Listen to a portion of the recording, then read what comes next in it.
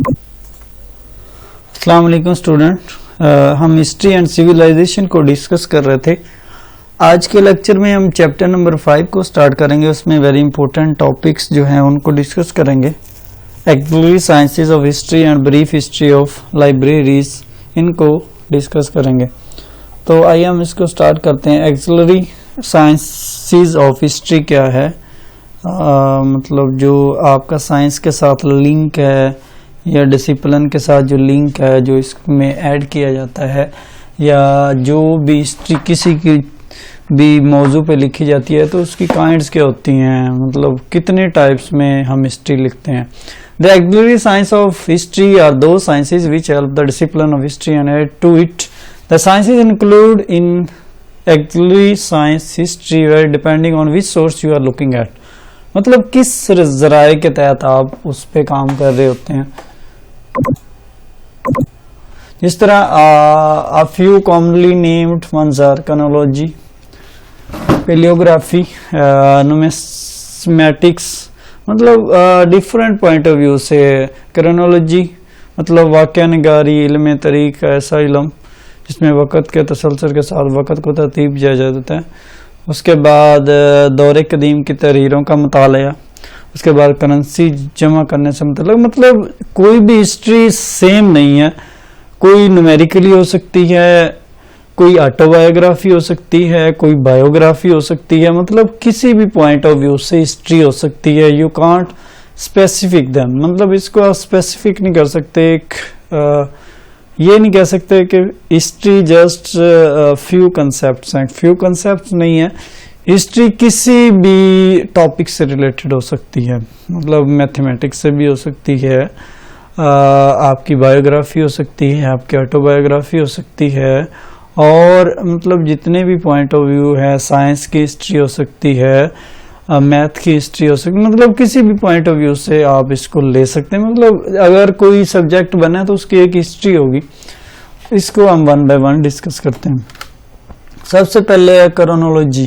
Chronology क्या है? वाक़या निगारी, जिसमें आप वाक़यात बयान करते हैं, जिसमें हम नरेट करते हैं किसी भी चीज़ के, मतलब जिसमें एक बुनियादी आंसर या एक बेसिक कंसेप्ट को डिस्कस करते हैं। जिस तरह chronology is the science of arranging events in their order of occurrence in time. For example the use of time line are sequence of events. मतलब ये है कि आप एक चीज लेते हैं, उसको टाइम बाय टाइम मींस पहले आप बात करेंगे 2012 की, उसके बाद 2013 की, उसके बाद 2014 की, 15 की, ऐसे मतलब चीज़ों को according to time, according to years.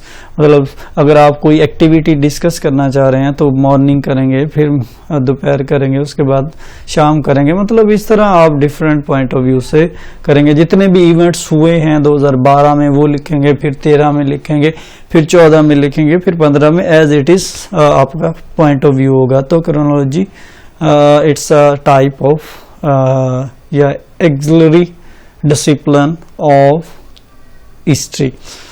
उसके बाद नेक्स्ट वन है पेलियोग्राफी, मतलब कदीम तहरीरों का मुताला।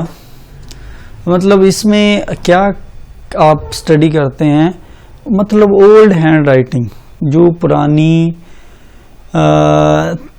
हिस्ट्री लिखी होती है, पुराने वर्ड्स लिखे होते हैं, पुराने अल्फ़ाबेट्स लिखे होते हैं, period to period, region to region, तो उसको हम स्टडी करते हैं। तो इसमें मतलब टाइम को भी देखा जाता है, कब लिखी गई, किस दौर में लिखी गई, क्या पॉइंट ऑफ व्यू था और इसका मकसद क्या था लिखने का। तो इसमें मतलब कदीम, ओल्ड, एंसेस्टर्स, इस टाइप की हिस्ट्री को डिस्कस करते हैं। और ये एब्रीवेशंस को भी डील करती है, इन्वेंशन ऑफ प्रिंटिंग को भी डील करती है। और उसके बाद मैन्युस्क्रिप्ट, जो नुस्खा जात होते हैं, वो भी इसी एक्सिलरी साइंस से ही रिलेटेड होती है। नुमिस्मेटिक्स क्या है? करेंसी जमा करने का इल्म, मतलब कलेक्शन करना, स्टडी करना, currency, coins, tokens, paper money, medals, इस तरह मतलब कोई भी हो सकती है कि कोइंस अगर जमा करने हैं तो एक सीक्वेंस से जमा करेंगे आप, मींस पहले 2012, फिर 13, फिर 14, फिर 15, ऐसे मतलब एक तरतीब होती है। तो उसके थ्रू आप आसानी से कोई भी चीज़ जमा कर सकते हैं। तो मतलब उसकी हिस्ट्री के बारे में जानना, करेंसी जमा करने के इल्म के बारे में जानना, उसको हम न्यूमिस्मेटिक्स कहते हैं। उसके बाद ग्राफोलॉजी, जांच पड़ताल, science of evaluating the character of person by studying his hand writing, मतलब करेक्टर को जानना, जिसमें इस तरह जिस तरह इंसान के हाथों से कोई चीज़ आपकी लिखी होती है, उससे रिलेटेड कोई भी हिस्ट्री है उसको जानना ग्राफोलॉजी कहते हैं। For example, you are travelling in a moving bus or train can not write properly, similarly agitated moods, insufficient light or pen ill health are bound to affect the handwriting. मतलब जब आप इस तरह की writing लिखते हैं तो जब आप सफ़र में होते हैं या ट्रैवल कर रहे होते हैं तो तब आप उसको नहीं लिख सकते। तो मतलब you can define it easily in easy wording, मतलब अगर जांच पड़ताल के इल्म को जानना हो तो उसको ग्राफोलॉजी हिस्ट्री कहते हैं। डिप्लोमेटिक नेक्स्ट वन है, मुनज़्ज़म मुतालिया, diplomatic systematic study the form of the official pattern of behaviour and writing, मतलब ऑफिशियल तौर पे चीज़ों को रीड करना, पढ़ना, उसके बारे में जानना। The word diploma means a piece of writing folded double came to use in the course of time are passport letter और recommendation given to person travelling in provinces, मतलब एक मुतालिया करना ऐसी चीज़ों का ऑफिशियल पैटर्न में हो, मतलब फॉर्मल वे में कोई चीज़ लिखी हो तो आप उसको डिप्लोमेटिक कह सकते हैं। उसके बाद सिग्लोग्राफी है, सिग्लियोग्राफी,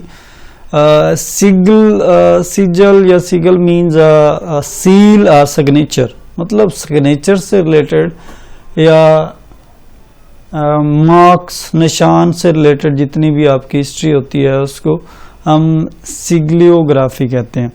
पार्टिकुलरली इंस्टीट signify the study of seals and can be looked upon a department of diplomat, मतलब मोहरें जो होती हैं, जो दस्तखत होते हैं, जो निशान होते हैं, उससे रिलेटेड हिस्ट्री को जानना।